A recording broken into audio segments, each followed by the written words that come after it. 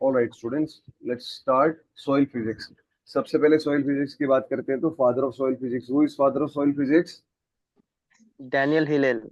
Daniel Hillel. Daniel Hillel soil physics के father थे। क्यों थे? इन्होंने ऐसे क्या कॉन्ट्रीब्यूशंस किए थे कि हम इनको फादर समझते हैं सॉइल फिजिक्स का? एनीवन?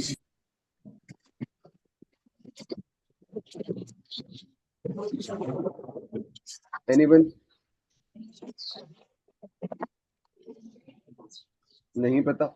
कल मैंने एक वीडियो भेजा था, super heroes of soil science sir group. वो सॉइल कंजर्वेशन में वर्क किए थे। Exactly, very good. ठीक है, बात करते हैं सॉइल फिजिक्स करता क्या है। Soil physics generally deals with mechanics, heats, optics as they relate to soil. मतलब लेट्स से अगर अपने पास सॉइल को अपन सॉलिड बॉडी मानते हैं, या सॉइल को अपन 2D या 3D बॉडी मानते हैं, जो कि अपन अब आगे बात करेंगे, तो वो क्यों मानते हैं, क्या उसमें मैकेनिक्स है, और वो सारी चीजें सॉइल फिजिक्स जनरली डील करता है कि हीट ट्रांसफर कैसे हो रही है, एरिएशन कैसा है, सब चीजें उस हिसाब से अपन पढ़ते हैं। ठीक है, बात करते हैं कॉन्ट्रीब्यूशंस क्या थे अपने हिलेल साहब के। तो हिलेल साहब ने सॉइल कंजर्वेशन और बेसिकली मॉइस्चर कंजर्वेशन पे बहुत ज्यादा काम किया था, मॉइस्चर कंजर्वेशन में। और उन्होंने मॉइस्ट सॉइल पे काम किया था जनरली माइक्रो इरिगेशन के थ्रू। और उन्होंने देखा कि जो पुराने इरिगेशन मेथड्स हैं उनसे बेटर जो नए इरिगेशन मेथड्स हैं उन काम हो सकता है। और मॉइस्चर कंजर्वेशन पे मेनली उनका काम था। अगर आपसे आगे कोई पूछे कि भैया सॉइल फिजिक्स के फादर, ठीक है आपने वो नोटबुक्स में पढ़ा होगा बेसिकली, बट और क्या क्या इंपॉर्टेंट है, मतलब उनको फादर क्यों बोला जाता है? बिकॉज उन्होंने मॉइस्चर कंजर्वेशन पे काम किया। वापस आते हैं, एक चीज जो मिस हो गई वो है ये है कि ये जो हिलेल साहब है, हिलेल साहब की इंपॉर्टेंट बुक्स कौन कौन सी हैं वो अपने को याद रखनी है, कभी कभी पूछ लिया जाता है। तो आप हिलेल साहब के पीछे आप देख पा रहे होंगे, हिलेल यहाँ लिखा है environmental soil physics, introduction to environmental soil physics. ये मेजर उनकी दो बुक्स थी जो बहुत ज्यादा इंपॉर्टेंट है, और उनमें से एक ये रही एनवायरमेंटल सॉइल फिजिक्स की। और इसी से मैं आपको कंटेंट पढ़ा रहा हूँ। मतलब काफी प्रिसाइजली और अच्छा कंटेंट दे रखा है उन्होंने। तो बहुत ज्यादा हाई फाई भी नहीं है कि भाई समझ में नहीं आए, बहुत सिंपल लैंग्वेज है उनकी। ठीक है, आगे बढ़ते हैं। सबसे बेसिक चीज होती है सॉइल फेज। मतलब सॉइल किस चीजों से बन के बना हुआ होता है? जनरली सॉइल सॉलिड्स, लिक्विड्स और गैसेस। सॉइल एक 3D बॉडी है जिसको अपन सॉलिड, लिक्विड और गैसेस तीनों बॉडी से मिलके बना हुआ होता है। सॉलिड कैसे, लिक्विड कैसे और गैस कैसे? सॉलिड मतलब सॉइल मैट्रिक्स। मैट्रिक्स मतलब सैंड, सिल्ट और क्ले। हाँ या ना guys? Yes sir. Yes yes sir. Sir. Liquid में क्यों? लिक्विड में बिकॉज अपने पास सॉइल वाटर होता है। हाँ या ना? होता ही नहीं होता? Yes sir. Yes sir. और गैस क्यों? बिकॉज सॉइल एयर होती है। ठीक है, अब मैं आपको एक जनरल सा डायग्राम बनाता हूँ और आप मुझे बताना। Wait a second. ये एक सर्किल है और अपने पास सॉइल के 4 कंपोनेंट्स होते हैं। Mineral matter, water, soil air, water air, very good, mineral matter, organic matter, air and water. Organic matter, air and water. Water. हाँ या ना? Yes yes sir. Sir. Okay guys, तो मिनरल मैटर कितना percentage होता है? 45%। 45%। Very 45। Good, very good, very good. 45%। Guys, mineral matter solid होता है, liquid होता है या एयर होता है? सॉलिड, अपन सॉलिड, अगर सॉलिड। अपन फेज की बात करें, सॉलिड, लिक्विड और गैस, ये 3 फेज थे ना? Yes sir. Yes sir. इनमें से मिनरल मैटर कौन से में आता है? सॉलिड। Solid phase. ठीक है, मैं सॉलिड का एस लिख रहा हूँ, है ना? फिर अपना ऑर्गेनिक मैटर, ये कितने परसेंट है? 5%। 5%। 5%। वेरी गुड, ऑर्गेनिक मैटर 5% है। ये भी किस में आएगा? सॉलिड। सॉलिड। सॉलिड में ठीक है, ठीक है, ठीक है। एयर, ये कितनी परसेंटेज है? 25। 25%। 25, बोथ 25%। देखो, एयर एयर वाटर। ये जनरली 25 20 to 30% होती है। Generally upon on an average 25% लिख देते हैं। यस सर, ये तो है। लेकिन ये मैंने जो एक साइन लगाया वो किस लिए लगाया है? बिकॉज वैरी कर करता रहता सकते है हैं ये। सर। ये वे कर सकता है अकॉर्डिंग टू सिचुएशंस। ऐसा स्ट्रिक्टली नहीं है कि 25% ही होगा, वो डिपेंड करेगा। अगर थोड़ी सी मॉइस्ट कंडीशंस होगी तो 30 तक चला जाएगा, अगर थोड़ी ड्राई कंडीशंस होगी तो 20 तक चला जाएगा। ये सुनो, तो एयर Yes. किस में आएगा? सॉलिड, लिक्विड या गैस? किस में आएगा गाइस? Yes Yes. ठीक है भैया। फिर अपन बात करते हैं, ये जो बचा वाटर कितना परसेंट है? ये भी 20 से 30% है। ये किस में आएगा? लिक्विड में आएगा। लिक्विड में आएगा। तो अगर मैं बात करूं तो सॉलिड कितना परसेंटेज है? 50%। 45 45 नहीं टोटल है, सॉलिड है 45 सर, प्लस 50। 5। 45 प्लस 5 परसेंटेज, तो 50% हुआ सॉलिड, हाँ या ना?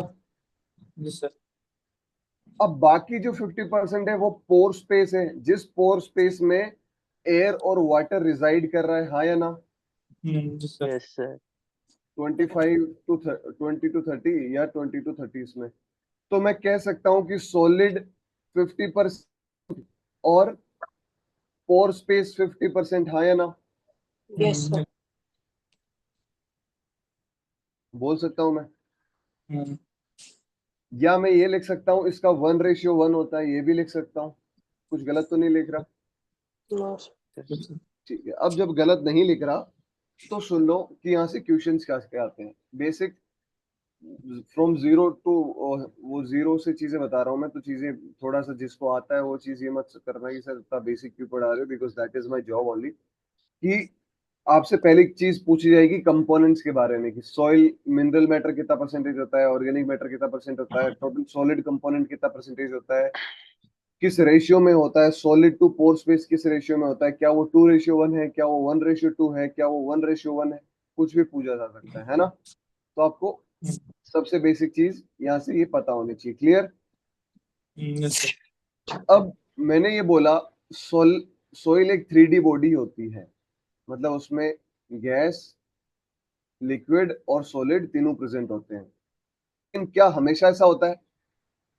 No sir. No sir. No, No, sir. नहीं। कब ऐसा नहीं होता?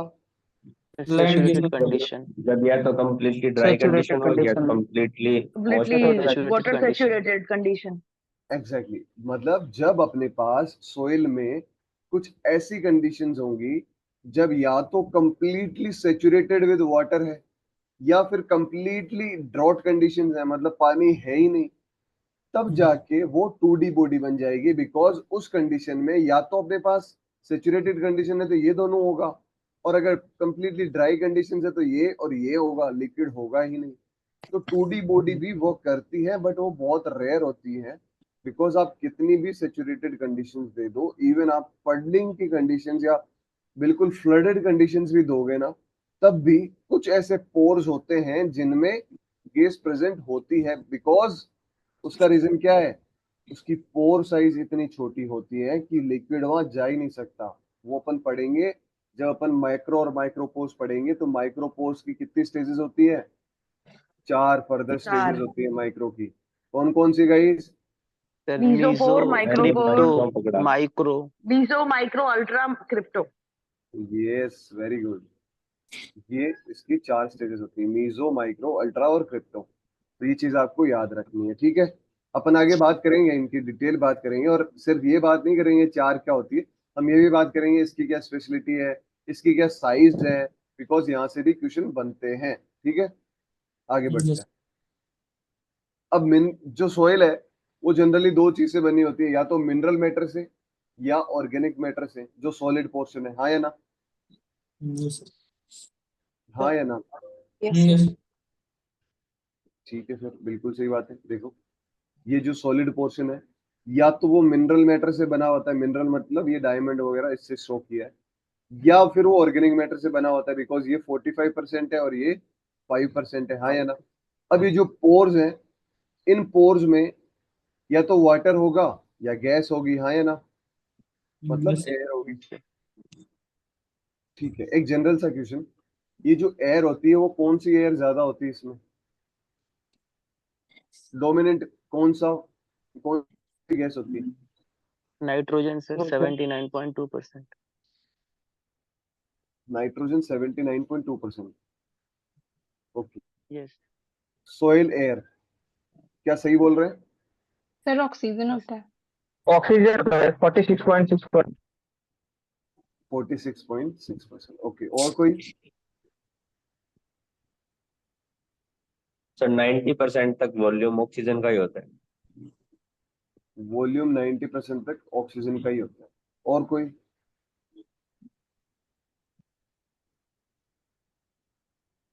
Anyone else?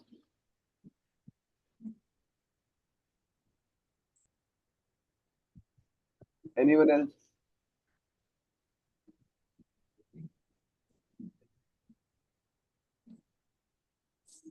ठीक है, ओके। पहली चीज, ये जो ऑक्सीजन 46.6% बोला है गाइस, वो अर्थ क्रस्ट का होता है, फ्लो लेयर की बात नहीं कर रहे हैं हम। जब भी बात करेंगे सॉइल फिजिक्स या सॉइल फर्टिलिटी या सॉइल केमिस्ट्री में, जनरली हम फ्लो लेयर की बात करेंगे, मतलब जहां अपने को कल्टीवेशन करनी है, 0 to 15 सेंटीमीटर को फ्लो लेयर बोलते हैं, हाँ या ना? Yes, sir. यस अर्थ सर। क्रस्ट में, अर्थ क्रस्ट में चीजें होती है 46.6% ऑक्सीजन, सिलिकॉन 27.6%, फिर अपना एल्यूमिनियम 8.1% है ना? Yes, तो sir. ये होता है अर्थ क्रस्ट में। ये अपने पास सोइल की बात जब करेंगे तो नई बात होगी, ये अर्थ क्रस्ट की बात होगी, हाँ या ना? अपन पेडोलॉजी में पढ़ेंगे क्रस्ट मेंटल कोर वगैरह, है ना? उसमें अपन बात करेंगे कि इसकी डेंसिटी क्या होती है, इसकी कंपोजिशन क्या है, ठीक है? क्या हुआ, आवाज किसी की आ रही है भाई?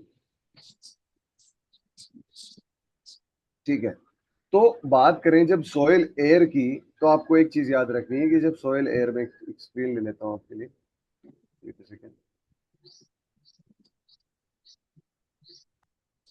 ठीक है, जब सॉइल एयर की बात कर रहा हूं मैं, तो सॉइल एयर में पहले सॉइल एयर बात करने से पहले अपन नॉर्मल एयर समझते हैं, जो आप अभी एनवायरनमेंट में बैठे हो अपने घर पे आराम से। तो आपको एयर में क्या क्या मिलेगा? एयर में सबसे पहले मिलेगा नाइट्रोजन, हाँ या ना? Die nitrogen, yes sir. जो ट्रिपल बॉन्डेड नाइट्रोजन होता है, वो कितना परसेंट मिलेगा? 78.8%, हाँ या ना? Yes yes sir. Sir. Oxygen कितना मिलेगा? 20.95। 0.95%। ऑलमोस्ट 24.95 या 75, ठीक है। फिर आपको थर्ड गैस क्या मिलेगी? Carbon dioxide. Carbon dioxide. नहीं, आर्गन एग्जैक्टली 0.94%। 0.94. 0.93%। ये क्वेश्चन आता है, आर्गन। सब सोचते हैं कार्बन डाइऑक्साइड, बट नहीं। कार्बन डाइऑक्साइड कितनी होती है दोस्तों? 0.03. 0.03। 0.03। Very good, very good, very good, शाबाश। ठीक है, ये सॉरी 95 है, ठीक है। अब अपन जब सोइल एयर की बात करेंगे तो नाइट्रोजन सेम होता है, nitrogen is equivalent to soil air to atmosphere, it is some और more very much equivalent, 78.8%, but oxygen is less Some low 20.6। somewhat 20। deficient than normal atmospheric air, yes or no? 20.78. Then argon is almost equivalent, Same but same. when it comes to carbon dioxide, it is 10 times Zero lower, high हो गया sir. 0.3। 10 times higher। तो 10 times higher मतलब 0.03 का अपन 0.3% बना देंगे, हाँ या ना? Yes, Yes, sir. sir. Yes ठीक सर। है। अभी आपसे क्वेश्चन अगर पूछा जाए, नॉर्मल एटमॉस्फेयर में कार्बन डाइऑक्साइड कितने पीपीएम में है, तो क्या बोलोगे? 300 ppm. 413 ppm। 421 according to CPCB, आज का डाटा। ये सीपीसीबी क्या है दोस्तों? Central pollution control board. Very good, central pollution control board. वैसे ही एसपीसीबी होता है, स्टेट पोल्यूशन कंट्रोल बोर्ड। ये सब रेस्पॉन्सिबल होते हैं आपके एटमॉस्फेयर में क्या पोल्यूटेंट है, क्या SO2 है, क्या एयर क्वालिटी इंडेक्स है, ये सब देने को, ठीक है? ठीक है, बात कर रहे थे अपन सॉलिड फेजेस, वाटर फेजेस और इन सब की। तो जैसे मैंने बताया, अगर आपका जनरली जो सॉइल की बॉडी है वो सॉलिड, वाटर और एयर तीनों से मिलकर बनी थी। इस पे अपने खूब डिस्कशन कर लिया, इसके अलावा कोई क्वेश्चन बनता नहीं है, तो मैं आपका टाइम वेस्ट करूंगा नहीं इसमें। जनरली जितनी भी मैंने चीजें समझाई वो यही से थी कि जो टोटल वॉल्यूम है, ठीक है, जो टोटल वॉल्यूम है वो volume of soil, volume of water, volume of air है। जो वाटर है मतलब टोटल जो वेट है, weight of soil, generally weight of solid, weight of water और वेट ऑफ एयर। लेकिन हम जनरली सिर्फ इतना ही लेते हैं बिकॉज एयर का कोई वेट नहीं होता है, हाँ या ना? यस ऐसे मालूम होता है। तो वेट हमेशा सॉलिड और वाटर का लिया जाता है ना? ठीक है, अब अपन बात करते हैं कि सॉइल जो फॉर्मेशन हुए वो कैसे बना। या तो ऑर्गेनिक ओरिजिन था उसका, या फिजिकल या केमिकल वेदरिंग हुई। ठीक है, बात करते हैं फिजिकल वेदरिंग। फिजिकल वेदरिंग का मतलब क्या है? जब आपके पास, कोई बताएगा मुझे फिजिकल वेदरिंग क्या होती है? कोई डेफिनेशन में किसी को बताना अगर चाहता है तो। That it is the disintegration of larger mass into the smaller fraction. It is Disintegration of larger body into the smaller fraction. It is disintegration. Got it? ठीक है, ठीक है, आई कैन सी दैट। ठीक है, camera on है बच्चों का? नहीं, एक्चुअली मैं गाइस कैमरा ऑन इसलिए बोलता हूँ बिकॉज वहां से अथॉरिटी के स्ट्रिक्ट इंस्ट्रक्शंस है। पुराने बच्चे जानते हैं, नए बच्चे को पता होना चाहिए। ठीक है, कोई नहीं। तो अपन कहा थे, अपन थे फिजिकल वेदरिंग पे। दो टर्म्स आएगी, हमेशा याद रखना है, और वो टर्म्स कभी कभी एग्जाम में आपको कंफ्यूज कर सकती है। एक होता है डिसइंटीग्रेशन, एक होता है डीकम्पोजिशन। नाम से समझ में आ रहा है, डिसइंटीग्रेशन, कोई चीज साथ थी उसको अपन ने दूर कर दिया, दैट इज फिजिकल वेदरिंग। जैसे ये एक रॉक थी, एक ऐसी रॉक थी साथ में, बट वो धीरे धीरे धीरे धीरे एक दूसरे से डिसइंटीग्रेट होती गई, तो वो फिजिकल वेदरिंग का पार्ट है। अगर डीकम्पोजिशन है दैट मीन्स वो केमिकल वेदरिंग की वजह से है। डीकम्पोजिशन मतलब उसका जो पेरेंट मटेरियल था, उस पेरेंट मटेरियल से अब जो नया सोइल या अब जो नया वेदर्ड प्रोडक्ट बना है उसका कंपोजिशन अलग है। डीकम्पोजिशन मींस उसका कंपोजिशन चेंज हो गया, यस और नो? मॉर्फोलॉजी चेंज हुई। Yes, sir. तो कंपोजिशन चेंज हो गया मतलब प्रॉपर्टीज चेंज हो गई, हाँ या ना? Yes Yes. प्रॉपर्टीज। अब देखो वेदरिंग से होता क्या है, वेदरिंग क्या लगता है, अच्छी चीज है या बुरी चीज है जनरल पर्सपेक्टिव में? अच्छी चीज है। Yes. अच्छी चीज है। वेदरिंग का मतलब होता है जनरली टूटना, हाँ या ना? या ब्रेक ब्रेक होना, या आप जनरल भाषा में कुछ भी बोल सकते हो। तो वेदरिंग हमेशा अच्छी चीज होती है। मतलब लेट्स से आप जनरल लाइफ में बात करो, अगर आप जनरली कोई चीज से ठोकर खाते हो या जनरली आप कोई चीज से एक होता है ना लर्निंग लेते हो, तो वो भी अच्छी चीज होती है। जैसे फिजिकल वेदरिंग या केमिकल वेदरिंग जब भी बात करता हूँ मैं ऐसे बात करूंगा कि कोई भी लार्जर मास ऑफ रॉक था, उससे अगर सोइल बनी है, कोई स्मॉलर फ्रेगमेंट्स बने, वेदरिंग। अब उसमें अगर डिसइंटीग्रेशन के थ्रू हुआ है तो फिजिकल वेदरिंग है, डीकम्पोजिशन के थ्रू हुआ है तो अपन केमिकल वेदरिंग बोलेंगे। ये वैसे अपन केमिस्ट्री में बहुत डिटेल में समझे, मैं जनरल इंट्रोडक्शन ले रहा हूँ अभी सारी चीजों का। अभी अपन पहली क्लास में बहुत ज्यादा डीप नहीं घुसने वाले, तो उस कंटिन्यूटी को मेंटेन करके रखना। अब होता क्या है कि अगर मैं फिजिकल वेदरिंग की बात करूं तो क्या प्रॉपर्टीज चेंज होगी दोस्तों? नहीं नहीं तो No, सर sir. नहीं, जैसा पेरेंट मटेरियल है वैसी की सेम वैसी एकदम। वेदर्ड प्रोडक्ट बनेगा, है ना? अब बताओ फिजिकल वेदरिंग ज्यादा कहाँ होगी, कौन से क्लाइमेट में फिजिकल वेदरिंग ज्यादा होगी? Tropical. Arid climate. Exactly, arid climate में सबसे ज्यादा फिजिकल वेदरिंग होगी। ठीक है, फिर केमिकल वेदरिंग, केमिकल वेदरिंग कौन से क्लाइमेट में सबसे ज्यादा होगी? Hot and humid. Tropical humid. Humid बोल सकते हो आप, हॉट एंड ह्यूमिड की जरूरत नहीं है बिकॉज ह्यूमिड में मोर टेम्परेचर, और ह्यूमिड का मतलब क्या होता है? टेम्परेचर ज्यादा है, मॉइस्चर, रेनफॉल भी ज्यादा होगी। हाँ मतलब मॉइस्चर, ह्यूमिडिटी, ये सब एक ही बात है। तो ये दोनों ज्यादा है, ठीक है। अब ये ज्यादा है तो क्या होगा? कंपोजिशन चेंज होगा। इसके अलग अलग 6 टाइप्स हैं। सबसे पहला है सॉल्यूशन, फिर है हाइड्रेशन, फिर है हाइड्रोलिसिस, फिर है कार्बोनेशन, फिर है ऑक्सीडेशन, फिर है रिडक्शन। ये 6 टाइप्स हैं।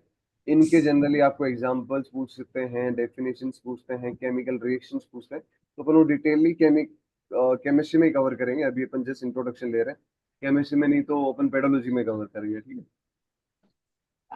अब बात करते हैं, मैं आपसे अगर जनरली बात करूं बहुत ही सिंपल भाषा में, तो हम बात करते हैं कि soil soil soil soil soil soil soil basically है क्या। सोइल की अगर आपसे डेफिनेशन पूछा जाए कि आप एमएससी, आप पीजी और पीएचडी की तैयारी कर रहे हो, बताओ मुझे सोइल की डेफिनेशन क्या होती है, तो आप क्या बोलोगे? नेचुरल बॉडी है। ठीक है, नेचुरल बॉडी तो मैं भी हूँ, नेचुरल बॉडी मैं हूँ, क्या मैं सोइल हूँ? Relative proportion of sand, silt and clay. वो तो टेक्सचर की डेफिनेशन बोल रहे हो आप। Sir, soil is a natural body which consists of mineral fraction as well as organic fraction, which having some void space which contains air and water. Yes, very good, just like in bookish language, मतलब जो डोकुचेव ने असली मायने में जो definition दी थी। अब ये जो नेचुरल बॉडी अपन बोल रहे हैं, इस बार एसआरएफ 2023 जो सेकंड शिफ्ट का पेपर था मुजफ्फरपुर वाला, उसमें एक क्वेश्चन आया था, soil as a natural body was given by which soil. Petrol वाली प्रोडक्ट ली गए थे ना सर। हाँ एग्जैक्टली, वो क्वेश्चन आया था कि सोइल को नेचुरल बॉडी जनरली कहा किसने था, तो वो किसने कहा था? वीवी डोकुचेव साहब ने। और ये कौन थे? Father of soil. Father of soil science. क्यों थे? बिकॉज Sir, इन्होंने सॉइल प्रिंसिपल्स दिए, सॉइल फॉर्मेशन फैक्टर्स दिए, सॉइल एक्सटेंसिवली काम किया। क्या डोकुचेव साहब से भी कोई पहले आदमी था जिन्होंने सॉइल पे काम किया, या डोकुचेव साहब पहले थे? यस, नहीं उनसे भी पहले थे सर। कौन थे? Rowley, I think. हाँ, एफ से F. Rowley. Fellow. Follow. F a fellow. Sir Dokuchaev sir उनको ही फादर ऑफ सॉइल साइंस मानते थे। एग्जैक्टली, डोकुचेव साहब जिनको फादर ऑफ सॉइल साइंस मानते थे। और उनका अगर आपसे क्वेश्चन भी आ जाए फेलो साहब से कि बताओ modern father of German pedology कौन है, तो क्या बोलोगे? फेलो। F. Follow. फेलो साहब।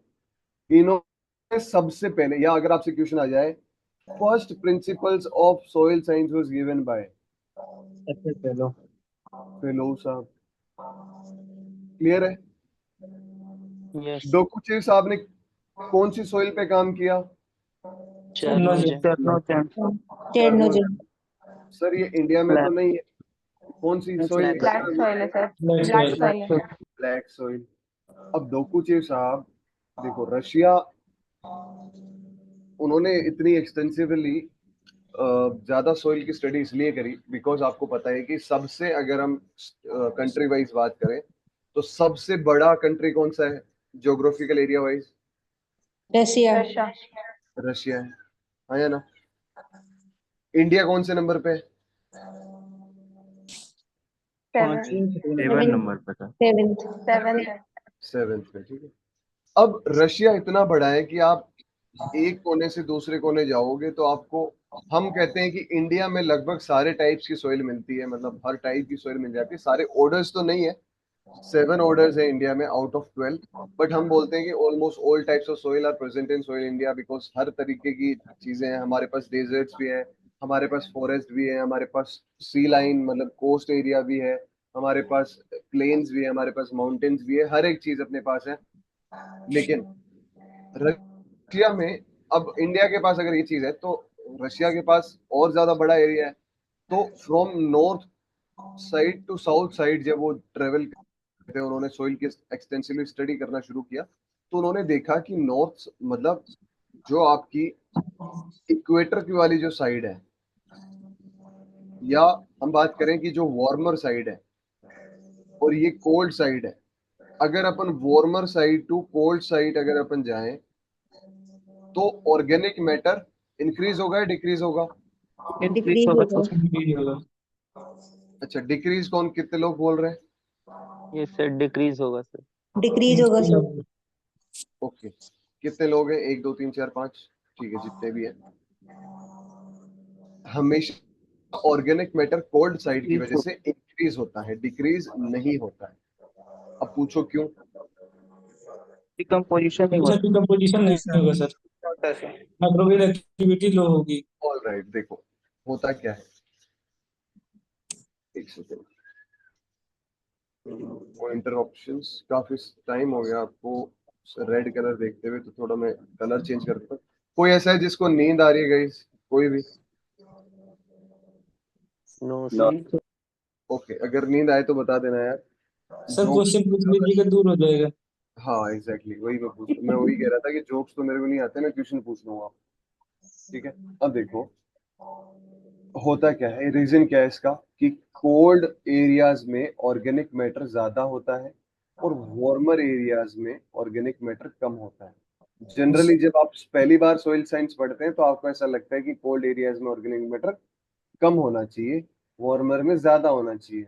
अब रीजन क्या है कि इसमें देखो, लेट्स से मैं आपको रियल लाइफ एग्जांपल बोल के जाता हूँ कि आपकी मम्मी आई सुबह सुबह और मम्मी ने आपको एक गिलास दूध दे दिया, सबको एक गिलास दूध दे दिया, आप जितने भी क्लासमेट्स हैं सबको दे दिया, सबकी मम्मी ने और सुबह सुबह दूध दे दिया। अब कोई मेरा जैसा है जो दूध पीना बहुत पसंद करता है और वो जैसे ही दूध मिला उसको कंप्लीटली फिनिश कर दिया, हाँ या ना? यस। बिकॉज मेरी एपेटाइट थी, मेरी हंगर थी, मुझे दूध अच्छा लगता है या मेरी कंडीशन ऐसी है कि मैं जल्दी से दूध पी सकता हूँ। कोई ऐसा है जिसको दूध पसंद ही नहीं है, तो वो क्या करेगा, जब तक मम्मी खड़ी होगी तब तक तो ऐसे एक्टिंग करेगा कि मैं दूध पी रहा हूँ, बट वो पिएगा नहीं, तो वो क्या करेगा, रख देगा, है ना? तो अब एक चीज बताओ, दोनों को एक सेम ग्लास मिली, 1 लीटर की, 1 लीटर जनरली आप लोग पीते नहीं हो बट हम लोग पी लेते हैं, कोई बात नहीं। 1 लीटर की आपके पास ग्लास थी, 1 लीटर आप मम्मी ने दूध दिया, तो जल्दी फिनिश किसने किया? जिसकी एपेटाइट या जिसके पास हंगर थी उसने जल्दी खत्म किया। सेम आपको दिया और आपने खत्म नहीं किया तो वो आपके पास रह गया दूध, हाँ या ना? दूध ज्यादा है आपके पास बाद में। अब वही कंडीशंस यहाँ है कि वार्मर कंडीशंस में क्या होगा कि माइक्रो ऑर्गेनिजम्स ज्यादा एक्टिव होंगे, हाँ या ना? यस सर, एक्टिविटी ज्यादा है। मतलब माइक्रो ऑर्गेनिजम्स एक्टिव होते हैं up to 37 degree Celsius. 37 degree Celsius के ऊपर अगर अपन जाते हैं तो माइक्रो ऑर्गेनिजम्स की पॉपुलेशन डिक्रीज होना शुरू हो जाती है, हाँ या ना? Yes, sir. अब कोल्ड कंडीशंस में माइक्रो ऑर्गेनिज्म ज्यादा एक्टिव होते नहीं है, तो जितना भी अपने पास ऑर्गेनिक मैटर आया वो यहाँ ज्यादा माइक्रो ऑर्गेनिजम्स एक्टिव होंगे तो जितना भी ऑर्गेनिक मैटर आया उसको वो डीकम्पोज कर देगा, और डीकम्पोज कर देगा मतलब खत्म कर देगा, हाँ या ना? तो नेट जो ऑर्गेनिक Yes. मैटर बचा वो कम बचेगा, यस और नो? यस। Yes, sir. अब सेम कंडीशंस आपको उतना ही ऑर्गेनिक मैटर दिया लेकिन माइक्रो ऑर्गेनिजम्स कम एक्टिव है, तो माइक्रो ऑर्गेनिजम्स ने क्या किया, डिकम्पोजिशन नहीं किया, तो डिकम्पोजिशन नहीं किया तो ऑर्गेनिक मैटर अभी बचा हुआ है सोइल में, ये और नो? यस। Yes, और sir. उसी वजह से कोल्ड जो या टुंड्रा सोइल बोलते हैं जनरली, सोइल साइंस की भाषा में हम कोल्ड सोइल्स नहीं बोलेंगे, हम टुंड्रा सोइल्स बोलेंगे। तो टुंड्रा सोइल्स में ऑर्गेनिक मैटर ज्यादा होता है, क्यों? क्योंकि Because of low That's micro low activity low होगी, temperature. एक्टिविटी कम होगी, डिकम्पोजिशन कम होगा, तो जितना आपके टेम्परेचर पास कम होगा। मैटर आएगा वो डिकम्पोज नहीं होगा, ये सर नो? क्लियर सबको? Yes sir. Yes, sir. All right. अब अगर मैं बात करूं आपसे, सोइल है क्या, ठीक है, मैंने आप लोगों को डेफिनेशन बोल दी, लेकिन अपन सोइल किस फ्रैक्शन को बोलते हैं? कि क्या एक क्रिटिकल लिमिट है जिसके नीचे हम सोइल बोलना शुरू करते हैं? क्या है वो गाइस? Saprolite. नहीं नहीं नहीं, बहुत सिंपल चीज है। Particle size 2 mm. Exactly exactly. अगर आपका पार्टिकल साइज 2 mm से नीचे है तो हम उसको सोइल कंसीडर करते हैं, यस सर। ठीक है? अगर 2 mm से ऊपर है तो हम क्या बोलेंगे उसको? ग्रेवियंस बोलेंगे, स्टोन बोलेंगे, Rebels. बहुत पेबल सारी बोलेंगे, पेबल बोलेंगे, ओवल्स बोलेंगे। स्टोन बोलेंगे, बोल्डर बोलेंगे। ये अकॉर्डिंग टू साइज है, अपन आगे बात करेंगे इनकी डेप्थ जो साइजेस हैं उसके हिसाब से क्या क्लासिफिकेशन है, ठीक है, इसके बारे में अपन ढंग से बात करेंगे। Yes. बात कर रहे हैं कि 2 mm से नीचे सॉइल है, ये कैसे डिसाइड हुआ और ये क्यों डिसाइड हुआ कि 2 mm ही वो क्रिटिकल लिमिट है? क्या वो 3 mm क्यों नहीं हुआ? क्या वो 4 mm क्यों नहीं हुआ? क्या वो 1 mm क्यों नहीं हुआ? क्या रीजन हो सकता है उसके पीछे? सोचो थोड़ा सा, ओपन योर विंडोज।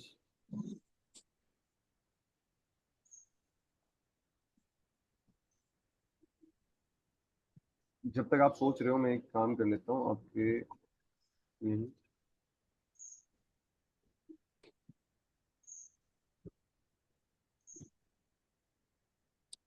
सर एक बार क्वेश्चन रिपीट करिएगा। सॉइल की जो साइज है अपन 2 mm बोलते हैं, वो 2 mm ही क्यों है? क्यों वो 3 mm नहीं है? क्यों वो 4 mm नहीं है? सर क्या 2 रीजन? mm पे ज्यादातर एक्टिविटी देखी गई है सरफेस एरिया की। ओके, सरफेस एरिया की एक्टिविटी तो लोअर साइजेस पे और ज्यादा होनी चाहिए, ये सर नो? नहीं सर, वहां से स्टार्ट हो जाती है ना सर 2 mm से। एग्जैक्टली। ओके, और कोई इनपुट देना चाहता है? जो नेट एक्सपीरियंस है उनके लिए ये जो फैक्चुअल क्वेश्चन है वो बहुत इंपॉर्टेंट है, तो उनको साथ में लेके चले। और जो आईफोन है प्लीज अपना नाम अगली क्लास में चेंज करके आए हैं, पिछली क्लास में मैंने बोला था, तो दैट वुड बी बेटर, है ना? ठीक है, ओके ओके, ठीक है, वापस आते हैं अपन।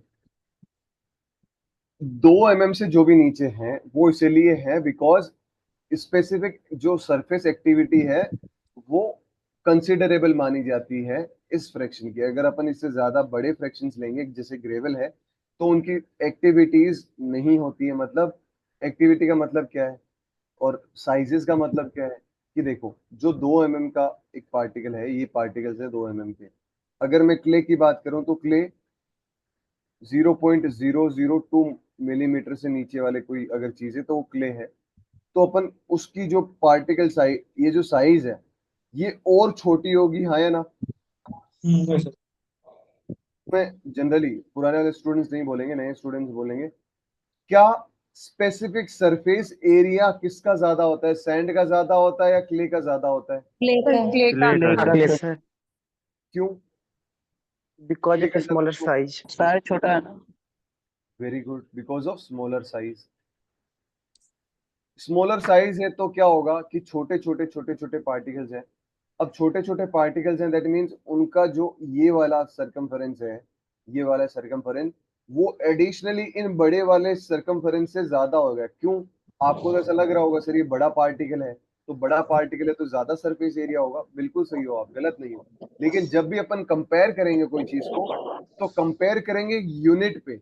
लाइक मैं आपको अगर बोलूं कि आप रनिंग करके आते हो, तो अगर धर्मवीर बोलेगा सर मैं 100, मतलब धर्मवीर बोलेगा सर मैं 1 किलोमीटर रनिंग करता हूँ, और वहीं अगर शुभम बोलेगा कि सर मैं 100 मीटर रनिंग करता हूँ, तो आप अलग अलग यूनिट्स तो नहीं ले सकते, यूनिट हमेशा एक होनी चाहिए।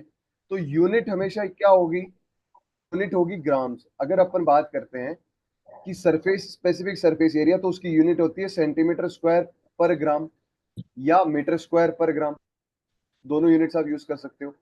अब जो भी आप यूनिट ले रहे हो कि पर ग्राम में सैंड का कितना एरिया है और क्ले का कितना एरिया है, तो आप सैंड की बात करोगे तो पर ग्राम में आपके लेट से 4 मॉलिक्यूल्स सैंड के आए, और क्ले की बात करोगे तो क्ले के 15 मॉलिक्यूल्स आ गए। तो 15 मॉलिक्यूल्स की जो सरकमफेरेंस है वो ज्यादा होगी, और इन 4 मॉलिक्यूल्स की सरकमफेरेंस थोड़ी सी कम होगी। स्पेसिफिक सरफेस एरिया इसलिए ज्यादा होता है क्ले का, बिकॉज छोटी साइज है, छोटी साइज है तो 1 ग्राम में ज्यादा मॉलिक्यूल्स आ जाएंगे, और ज्यादा मॉलिक्यूल्स आएंगे तो ज्यादा स्पेसिफिक सरफेस एरिया होगा। क्लियर? जी सर। अब बात करते हैं जो सोइल वेदर्ड हुई है, जो सोइल वेदरिंग हुई है, लेट से ये अपना एक रॉक स्ट्रक्चर है, यहाँ से वेदरिंग हुई, फिजिकल और केमिकल वेदरिंग हुई। अब वेदरिंग होके वो कहीं ना कहीं जाएगी अकॉर्डिंग टू देयर एजेंट्स। जो एजेंट है, अगर वहाँ वाटर एजेंट है तो वाटर के थ्रू जाएगी, अगर विंड है तो विंड के थ्रू जाएगी, कहीं जाके डिपॉजिट होगी। उस प्रोसेस को बोलते हैं जो ट्रांसपोर्टेड सोइल है, मतलब जो सोइल एक जगह से दूसरी जगह ट्रांसपोर्ट हुई है उसको अपन ट्रांसपोर्टेड सोइल बोलते हैं। जो सोइल जहां वेदर हुई है वहीं की वहीं रहेगी उसको अपन रेजिडुअल सोइल बोलते हैं। क्लियर है? अब yes, Yes, sir. Transported soil है उसका अलग अलग नोमेनकल्चर अपन करते हैं, अलग अलग नाम देते हैं, किसके बेस पे? उसके एजेंट के Transporting base, agents. Transporting agent के बेस पे। Exactly.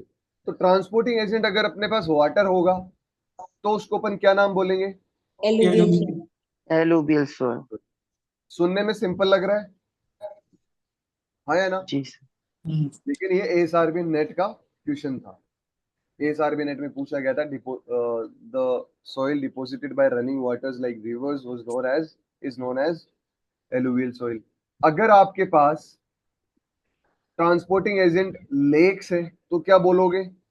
Lacustrine, Lacustrine. Lacustrine.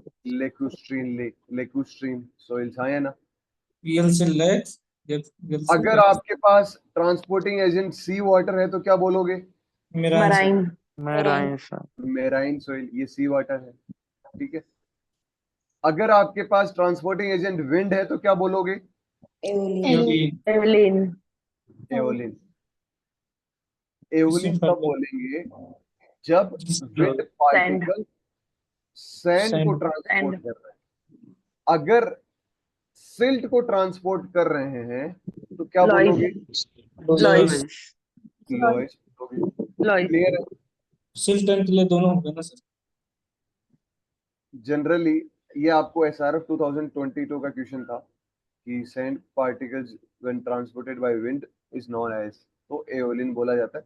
Simple लग रहा है देखने में, लेकिन यहीं से क्वेश्चन आते हैं, कोई अलग से क्वेश्चन नहीं बनते हैं। और पीवाईक्यू की मैं बात इसलिए कर रहा हूँ, शायद सबसे पहले मैंने आपको ग्रुप में पीवाईक्यूज भेजे थे, हाँ या ना? Yes sir. जो आईसीआरपीजी के स्टूडेंट्स हैं उनको 2019 से 2023 के पेपर मैंने भेज दिए हैं, मतलब 4-5 साल के पेपर मैंने भेज दिए हैं। और 2023 में 2 पेपर हुए थे, 2 शिफ्ट में उन दोनों पेपर भेजे हैं। आईसीआर एसआरएफ वाले या पीएचडी वाले, उनको भी मैंने ग्रुप में सारे पेपर्स भेज दिए हैं। कुछ जो नहीं भेज पाया 2021 का, वो आपके पास ऐप पे प्रेजेंट है, हाँ या ना? Yes, sir. आप ओल्ड इज गोल्ड फोल्डर में जाओगे आईसीआर पीएचडी वाले, तो वहां आपको पुराने पेपर्स और सारी चीजें मिल जाएगी जो आपके लिए इंपॉर्टेंट है, तो उनको जरूर देखते रहना। और ग्रुप में क्यों भेजा है? बिकॉज आप उन चीजों की फोटोकॉपी निकाल लें। इन पीवाईक्यूज की आप सारे के सारे आज ही काम करना कि फोटोकॉपीज निकाल लेना, है ना? और अपन एक काम करेंगे 2019, 20, 21, 22, 23, 24 सारे क्वेश्चन, सारे पूरे के पूरे 120 क्वेश्चन अपन प्रैक्टिस करेंगे, अपन मतलब सॉल्व करेंगे साथ में बैठ के, ठीक है? सर एक प्रॉब्लम है स्टूडेंट को कि हाँ जैसे जैसे आप सर नए नए स्टूडेंट ऐड कर रहे हैं उनको थोड़ी ना दिखेगा जो आप क्वेश्चन ऑलरेडी सेंड कर दिया है, तो आप तो भेज मैं सोच देंगे, रहा सर फोल्डर में ही डाल दीजिए तो ज्यादा ठीक रहेगा।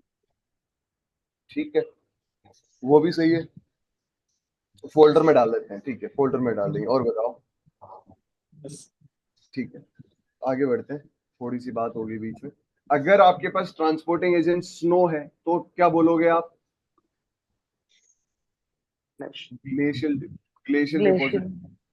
टिल और मोरेन दो चीज होती है, टिल और मोरेन, दोनों में क्या फर्क है गाइस, कोई बताएगा? सर एक फ्रेश वाटर से उसका ट्रांसपोर्टेशन होता है। सर एक इरेगुलर डिपॉजिट होता है और एक रेगुलर होता है। टिल को ये रेगुलर रेगुलर डिपॉजिट कौन सा बोलेंगे। होता सर है? टिल एग्जैक्ट, रेगुलर होता है, मोरेन इरेगुलर डिपॉजिट होता है। इरेगुलर मोरेन होता है, रेगुलर होता है टिल, ठीक है। अब मतलब अगर आपके पास एक बिल्कुल यूनिफॉर्म लेयर ऑफ डिपॉजिट्स है तो आप बोलोगे टिल है। अगर आपको इरेगुलर है तो मोरेन। और ये दोनों आइस के थ्रू होती है, मतलब स्नो के थ्रू होती है ना? ठीक है, ये आईसीआर एसआरएफ में क्वेश्चन था, एग्जैक्टली ऐसा ही। Sand dunes and deposition from material transported by wind are called as, क्या बोलोगे? Aeolian. एग्जैक्टली। कीवर्ड याद रखने जब भी अपन, मैं आपको पीवाईक्यूज इसलिए सॉल्व कराऊंगा बिकॉज आपको ये पता होना चाहिए, बिकॉज कि क्वेश्चन को कैसे डील करना है। डील का मतलब अपने को कीवर्ड्स देखने हैं। सैंड की बात आई, विंड की बात आई, ऐसा नहीं है कि ये देखते आपने बाकी सारी चीजें छोड़ दिया, देखी नहीं, उनको भी देखा, बट मेजर कीवर्ड्स यहाँ क्या है? Sand through wind is known as aeolian, silt through wind is known as loess, loess, moraines अगर बात करते हैं तो irregular deposits deposited by snow is known as moraines, है ना। तो ये चीज आपको याद रखनी है, रेगुलर इरेगुलर। अब बात करते हैं सोइल सेपरेट्स। सोइल सेपरेट्स को अपन जो 2 mm से नीचे है उसको अपन बोलते हैं सोइल सेपरेट्स, या अपन उसको बोल सकते हैं फाइन अर्थ। यस और नो? Yes, sir. फाइन अर्थ में 3 चीजें आती है, सैंड, सिल्ट और क्ले। हाँ या ना? Yes. ये जो सीव है वो 2 mm की सीव है। 2 mm से अगर लार्जर पार्टिकल्स है तो आपको सीव ऊपर रह जाएगी, अगर कम है तो नीचे आ जाएगी, और जो नीचे आई अपन उसको बोलेंगे फाइन अर्थ। हाँ या ना? Yes sir. अब जब बात करते हैं इंडिविजुअल पार्टिकल्स की तो 2 चीज आती है, स्केलेटन, फ्लैश और मैट्रिक्स। स्केलेटन क्या होता है जनरली? जनरली भाषा में बात करूं मैं, अगर डेली लाइफ, कंकाल। Morphology work. कंकाल। हाँ ठीक है। और कोई?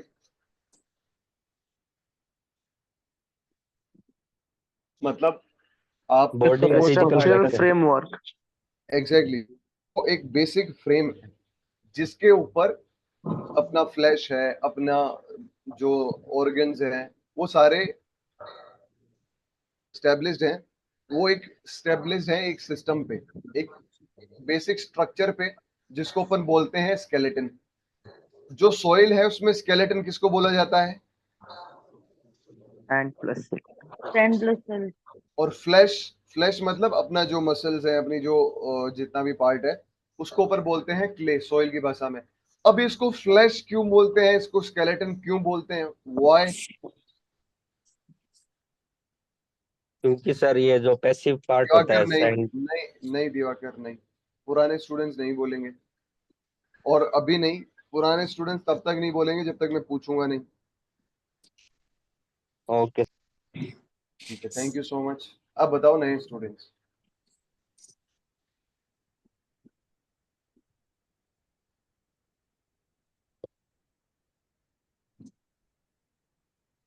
बताओ भाई, स्केलेटन क्यों, फ्लैश क्यों?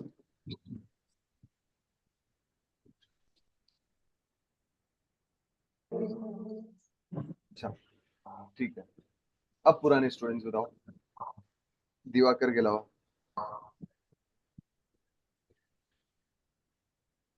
रोहित सर। सर क्ले को फ्लैश इसलिए बोला जाता है क्योंकि वो एक एक्टिव पोर्शन है, और एग्जैक्टली। 10+ सीरीज को स्केलेटन इसलिए क्योंकि वो एक फिक्स पोर्शन है। ये एक पैसिव पोर्शन है, मतलब देखो पैसिव। आपका जो स्केलेटन है वो स्केलेटन डेली लाइफ में आपको क्या, एक सिर्फ स्ट्रक्चर ही प्रोवाइड करा रहा है, वो डेली लाइफ में आपको एक्टिव पार्ट नहीं है। क्ले क्या है? क्ले एक एक्टिव पार्ट है। क्यों? क्योंकि इसका स्पेसिफिक सरफेस एरिया ज्यादा होगा, कैटायन एक्सचेंज यही करेगा, जितने भी आयन एक्सचेंज के फिनोमिना है जनरली क्ले ही करेगा, और जितनी भी मेजर चीजें हो रही है वो क्ले ही करेगा। दैट मीन्स वो एक्टिव पोर्शन है। सैंड और सिल्ट एक्टिव पोर्शन नहीं होते हैं, वहां ज्यादा चीजें नहीं होती डेली लाइफ में, दैट इज उसको पैसिव बोला जाता है। अब जो सॉलिड पोर्शन है, सैंड, सिल्ट और क्ले, इन तीनों को मिला के बनता है मैट्रिक्स, जिसको अपन बोलते हैं सॉलिड फेज ऑफ सॉइल। ये एसआर नेट 2023 में आया था कि सॉइल मैट्रिक्स क्या होता है। बेसिक क्वेश्चन यहाँ से आ जाते हैं। अब बात करते हैं अर्ली और लेट सॉइल की। अर्ली और लेट सॉइल क्या होती है, जो नए स्टूडेंट्स है वो बताएंगे। अर्ली सॉइल क्या वो सॉइल जल्दी फॉर्म हो गई, ऐसा कुछ? Sir early soil, red soil को कौन बोलते बात हैं कर रहे हैं क्योंकि पहले उसमें मुझे बताओ। सर शुभम। शुभम आप पुराने स्टूडेंट हो, मैं नए स्टूडेंट से पूछ रहा हूँ। सॉरी। कोई नहीं, कोई नहीं, पूछूंगा आपसे भी, बट मैं उनको प्रायोरिटी इसलिए देना चाहता हूँ कि वो सिर्फ सुने नहीं, वो थोड़ा सोचे नहीं, दैट्स व्हाई। अर्ली सोइल का फॉर्मेशन पहले होता है। नहीं, ऐसा बिल्कुल नहीं है जैसा अपने को लगता है कि अर्ली सॉइल इसलिए अर्ली है क्योंकि उसका फॉर्मेशन जल्दी है। बिल्कुल गलत। सर अर्ली सॉइल जैसे कि तमिलनाडु डिस्ट्रिक्ट में है, वहाँ पे रेनफॉल जल्दी आता है तो वहाँ पे प्लोइंग सबसे पहले करते हैं, और ब्लैक सॉइल में प्लोइंग बाद में करते हैं, इसलिए उसको लेट सॉइल कहते हैं। प्लोइंग लेट क्यों करते हैं, जल्दी क्यों नहीं करते?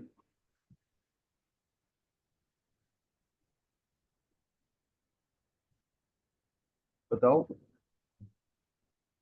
सही बोल रहे हो आप, आपने जितना बोला अभी तक सारा सही है।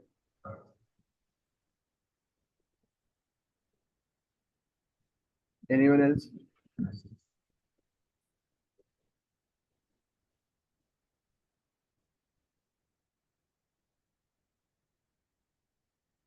Guys, anyone else?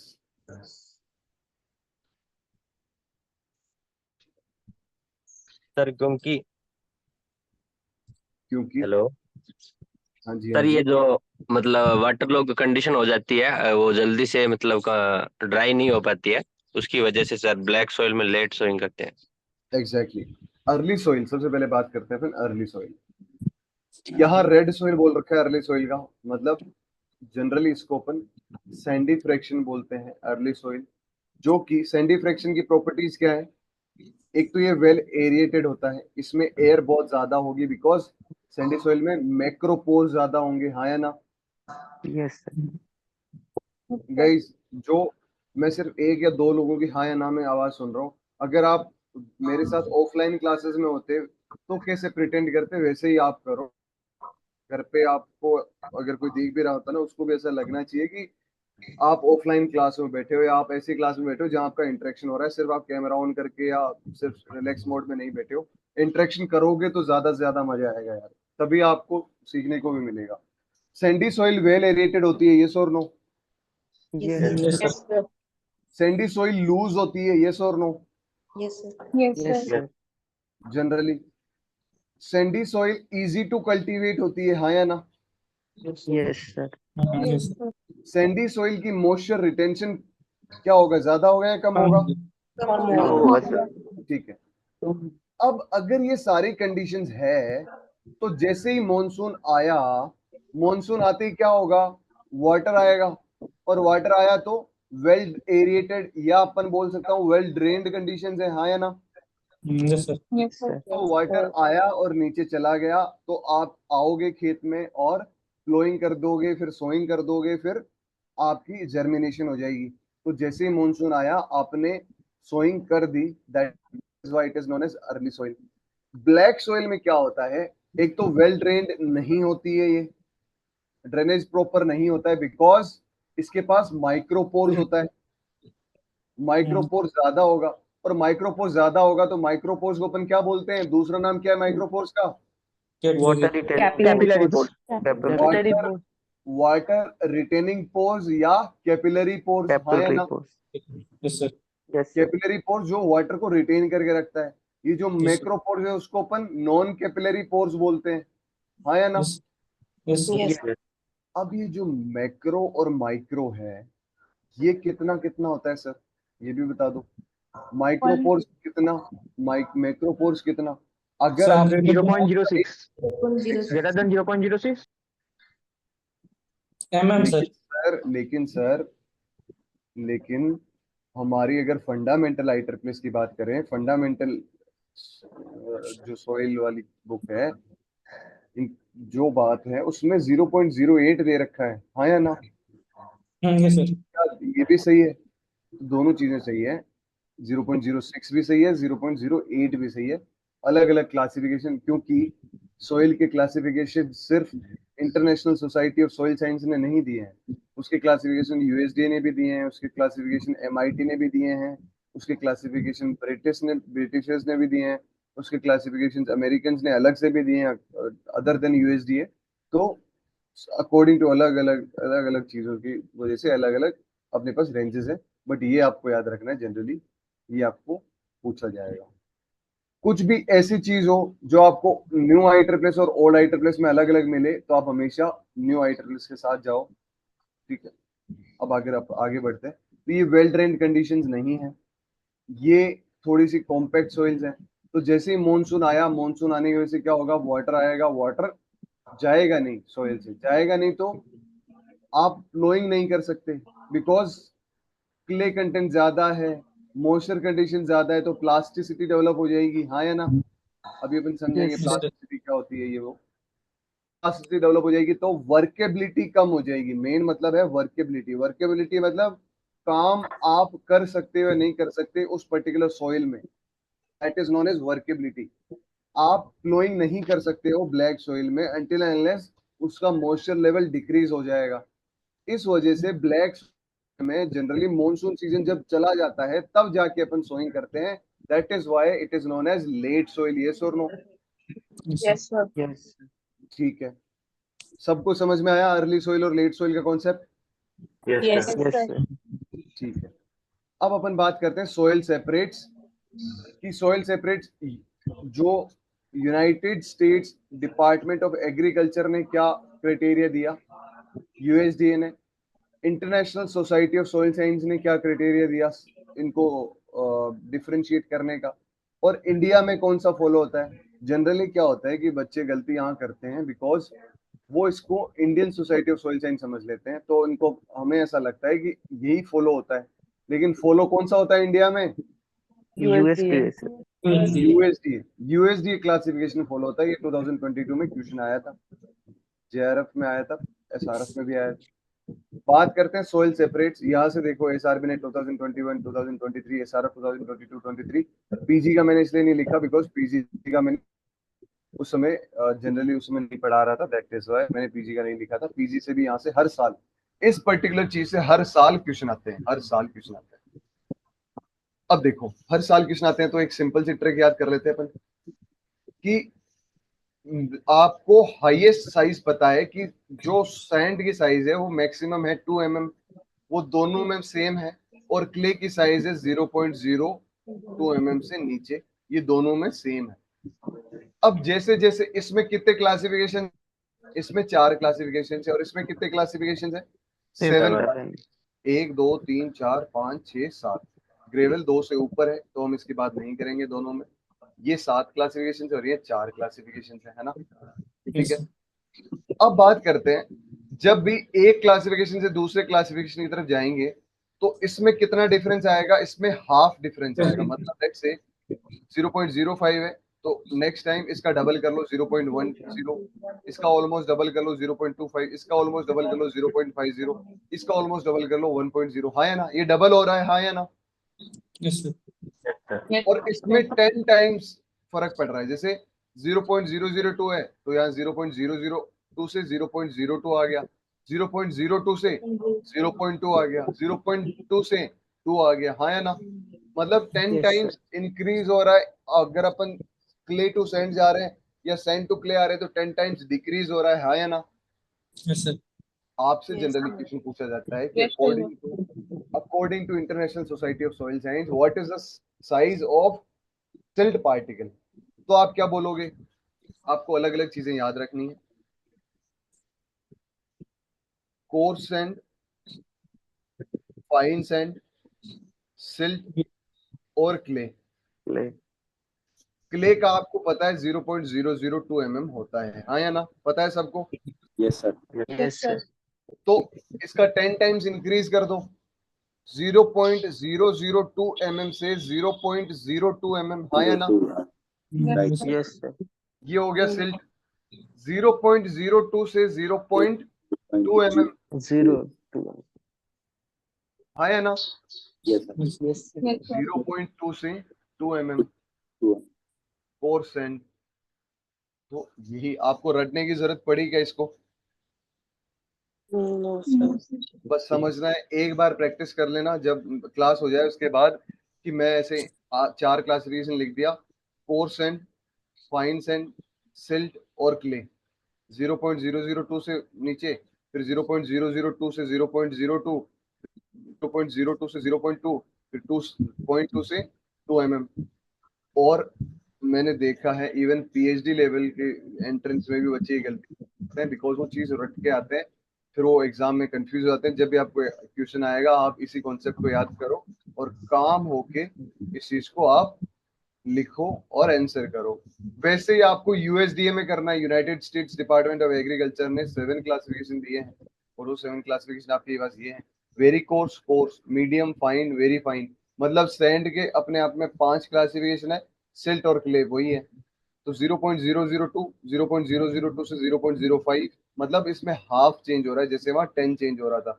तो आप इसकी भी प्रैक्टिस करोगे अपने आप से बिकॉज यूएसडीए से भी पूछ लिया जाता है जनरली आपको international society of soil science से पूछा जाता है हर बार, 2-3 बार तो यहीं से क्वेश्चन आया, बट कभी यहाँ से भी क्वेश्चन पूछा जाएगा और ये आपको हर जगह क्वेश्चन मिलेगा। आपको आईसीआर पीजी में क्वेश्चन मिलेगा, अपन जब प्रीवियस ईयर क्वेश्चन सॉल्व करेंगे तब देखेंगे, पीएचडी में क्वेश्चन मिलेगा और नेट में क्वेश्चन मिलेगा, हर जगह आपको क्वेश्चन मिलेगा क्योंकि बहुत बेसिक है और बेसिक क्वेश्चन आते हैं।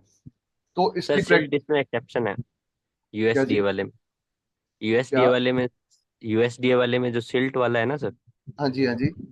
उसमें सर एक्सेप्शन है सर, ये करते हैं ना सर 0.002 से 0.05, ये हाँ हाँ हाफ नहीं हो रहा सर इसका। हाँ, नहीं नहीं, देखो ये चीज यहाँ पे भी है, 0.10 से 0.10 से 0.25, ऑलमोस्ट हाफ, तभी तो मैंने बोला ऑलमोस्ट हाफ, हर जगह एग्जैक्ट हाफ नहीं होता है। ये थोड़ी सी आपको चीज याद रखनी पड़ेगी, मैं इसके लिए आसान बताऊं आपके लिए चीज कि देखो, eraser,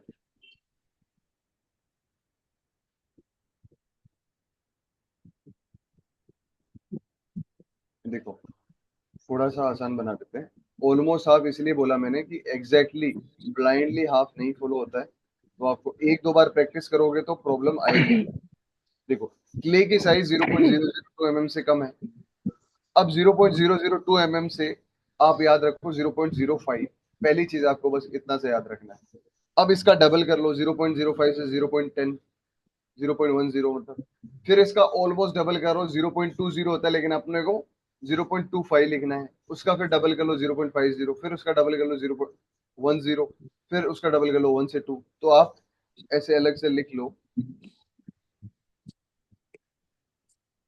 very coarse, coarse, medium, fine, very fine, silt और क्ले, यही 7 क्लासिफिकेशन है, हाँ या ना?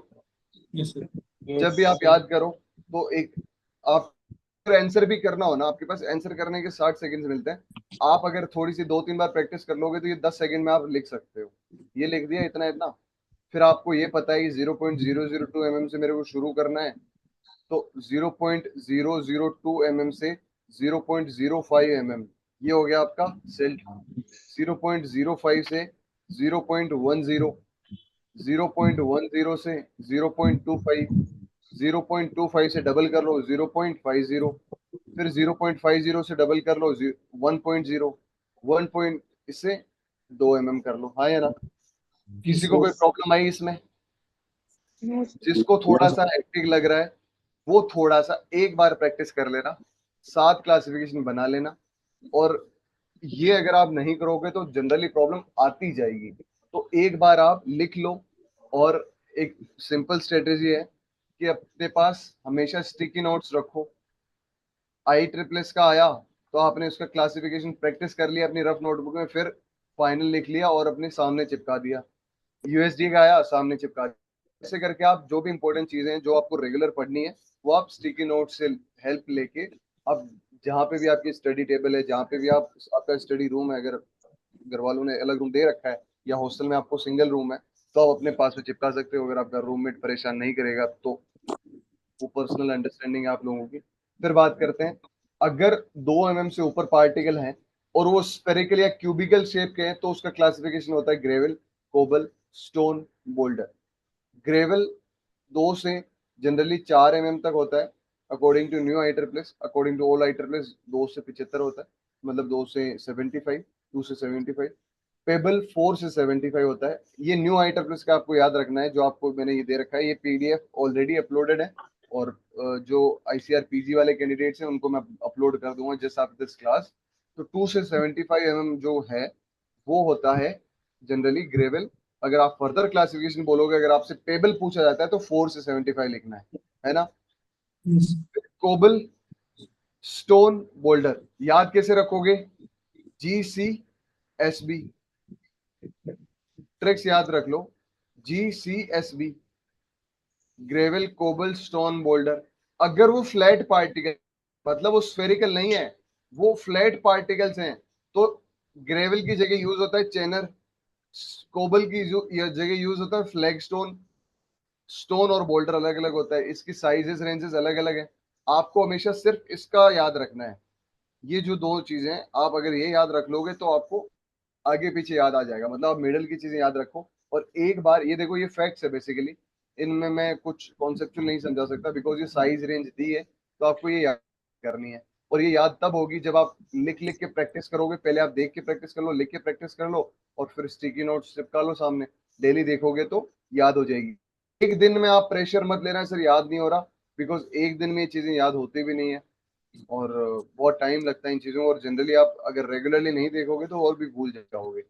तो आज मुझे लगता है इतनी क्लास आपके लिए इनफ है। आज की क्लास में किसी को कोई डाउट है तो वो पूछ सकता है, और मैं इसको आगे फर्दर अभी अपलोड कर दूंगा। इस आज की क्लास में किसी को कोई भी डाउट है तो वो पूछ सकता है कि सर क्या क्या कुछ था, है ना। Let me give a gallery view of your. ठीक है, मैं स्क्रीन शेयरिंग ऑफ कर रहा हूँ गाइस। अब आप डाउट्स पूछ सकते हो आज की क्लास में। थोड़ी सी डार्क आ रही बट कोई नहीं। यशस्वी ने सीरियस ले लिया दूध वाली चीज को ना, कोई नहीं, ठीक है। कोई डाउट्स है किसी के आज की क्लास में? स्नेहा, सिया, सौरभ? नहीं। राघवेंद्र?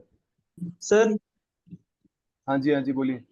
सर जो सॉइल कंपोजिशन आपने पढ़ाया था वो सर किस बिहाफ पे था, मतलब वेट पे था कि वॉल्यूम वगैरह ऐसे किस बिहाफ पे था सर वो जो क्लासिफिकेशन था सर? नाइस। वो हमेशा वॉल्यूम बेसिस पे होता है। वॉल्यूम बेसिस पे अलग अलग भी दिया जा सकता है, मतलब केमिकल जो आपकी सॉइल फंडामेंटल्स में जो आपका केमिस्ट्री चैप्टर है उसमें अलग अलग है। बट ये जो जनरल क्लासिफिकेशन है वो देखो, जो मैंने 5% ऑर्गेनिक मैटर बताया, 45% मिनरल मैटर बताया, वो वेट बेसिस पे होता है, वॉल्यूम बेसिस पे नहीं होता है। वॉल्यूम बेसिस पे जो 5% ऑर्गेनिक मैटर है उसकी वॉल्यूम अराउंड 15% तक होती है। और वॉल्यूम डिपेंड करती है अलग अलग सॉइल पे। आपसे जनरली वॉल्यूम बेसिस पे क्वेश्चन नहीं पूछे जाएंगे, वेट बेसिस पे पूछे जाएंगे। वेट बेसिस पे ऑर्गेनिक मैटर 5% है, मिनरल मैटर 45% है। अब देखो, मिनरल मैटर 45% है, दैट मीन्स मिनरल क्या क्या आता है सॉइल में? केओलिनाइट, वर्मिकुलाइट, मोन्टमोनलाइट, ये सब आते हैं मिनरल मैटर्स में, है ना। Yes sir. अब मिनरल मैटर हैवी होता है ऑर्गेनिक मैटर के कंपैरिजन में, यस और नो? Yes sir. अब ऑर्गेनिक मैटर की वेट तो लेट्स से ऑर्गेनिक मैटर है, इसकी वेट तो 5% है, लेकिन ये हैवी नहीं है, मतलब इसकी वॉल्यूम बहुत ज्यादा होगी, हाँ या ना। Yes sir. तो हमेशा याद रखो कि वेट बेसिस पे वॉल्यूम की जब बात करेंगे तो 5% 15 से 25% बन जाता है ना। Yes sir. Clear? Yes nice question वैसे राघवेंद्र, अच्छा किया आपने पूछ लिया। और कोई, इसीलिए मैं कह रहा हूँ जब आप क्वेश्चंस पूछोगे तो आपको नई चीजें पता चलेगी। क्वेश्चंस नहीं पूछोगे तो आपको लग रहा होगा कि आपका टॉपिक क्लियर है, बट वो होगा नहीं until unless you will ask questions, until unless you will ask doubts. Sneha सही कह रहा हूं मैं?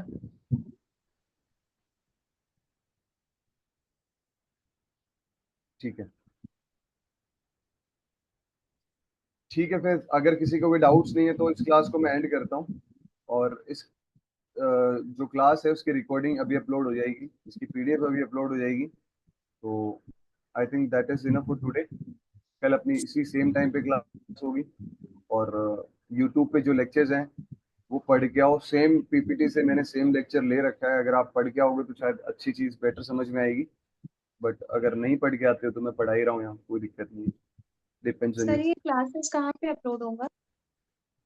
ये क्लासेस आपकी ऐप में एक अलग से एक फोल्डर बनेगा। आईसीआर पीएचडी वालों के लिए एक बैच, एक फोल्डर मैंने बना दिया था मृदा, और आपके लिए एक फोल्डर मैंने बना दिया है भूमि अलग से। उसमें आपको अलग अलग पीडीएफ, अलग अलग लेक्चर्स अपलोड हो जाएंगे।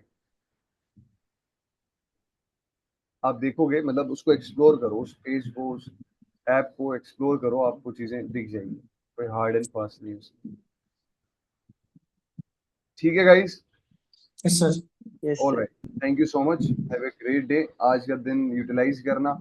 जो टारगेट बनाया है सुबह मॉर्निंग क्लास में लेने का, मतलब एक पॉजिटिव स्टार्ट मिल चुकी है, अब उसको एक्सटेंड करना आपकी जिम्मेदारी। पूरे दिन पढ़ाई करो अच्छे से, और कोई डाउट आता है तो ग्रुप है अपने पास, और अगर ग्रुप में सॉल्व नहीं होता है तो अगली क्लास, लाइव क्लास में मैं आपके डाउट्स ले लूंगा। ठीक है? Okay guys, bye Sir, bye. आज हाँ जी, टारगेट कुछ नहीं होगा। टारगेट यही मैंने अभी जैसे बोला, यूट्यूब वीडियो पूरा देखो, सॉइल फिजिक्स पढ़ो, सॉइल फिजिक्स का जो आपके पास फंडामेंटल जो सॉइल साइंस है उसका आपको सॉइल फिजिक्स का पहला चैप्टर जो मतलब उसमें 5th चैप्टर है सॉइल फिजिक्स का, वो आपको पढ़ना है। वो आपको जितने पेजेस हो पा, जितना मैंने कंटेंट दिया है वहां तक आपको पढ़ लेना है। मतलब मैक्सिमम 4 से 5 पेज होंगे, 4 से 5 पेज पढ़ लोगे पक्का? Yes, yes. ठीक है सर, अच्छी बात है। सर एके शाह में सर स्नेहा थोड़ा सा तेज बोलो प्लीज। सर एके शाह में साइन अर्थ और कोस टैन ये सब का सीव नंबर दिया हुआ है, तो वो सारा याद करना है क्या? नहीं ओपनिंग नहीं नहीं इन एमएम ये सारा? नहीं, जो मेजरली सीव साइजेस हैं ओपन बता देंगे, जैसे जनरली 2 mm फॉलो होती है, ऑर्गेनिक मैटर के लिए 0.5 mm की सीव यूज होती है, वो जनरली अपन बता देंगे। उसके अलावा आपको इम्पोर्टेंट नहीं है, बहुत ज्यादा डीप है वो। अगर कोई सॉइल फिजिक्स को अच्छे से समझना चाहता है तो वो AK शाह रेफर कर सकता हूँ मैं उसके लिए। AK शाह पढ़ सकते हो, बहुत अच्छी बुक है। और अभी आप लोगों के पास टाइम है और मैं पर्सनली सजेस्ट करूंगा कि आप AK शाह पढ़ो। और अगर आपको लगता है कि सर नहीं, मैं PG वालों के लिए नहीं बोल रहा हूँ, ICR PG वाले प्लीज उस चीज को सीरियसली ना ले, आप IEEE पढ़ो, आपके लिए इनफ है। आप ज्यादा डीप मत जाओ, बिकॉज PG वालों के लिए ये सजेशन है कि आपको बहुत ज्यादा नहीं पढ़ना है, आपको जो पढ़ रहे हो बहुत ज्यादा बार पढ़ना है।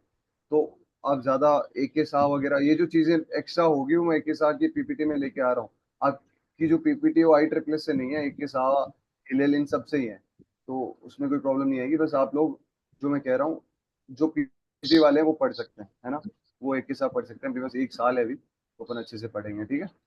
All right guys, thank you so much.